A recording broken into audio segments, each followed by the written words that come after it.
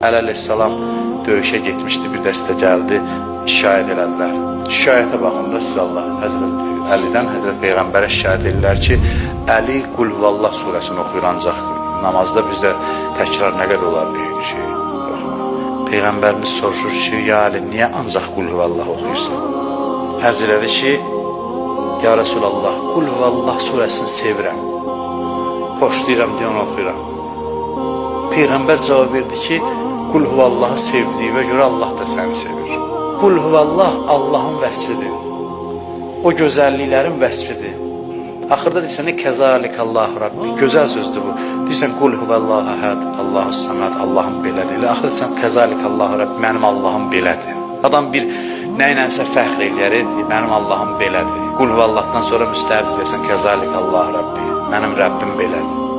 İnsan bax bunun üçün yaranıb ki, bu səhnələri müşahidə eləsin. Ona görə ariflər görsən namazı qılıb qutaranda hardansa bağın seyrindən gəlir elə bilir.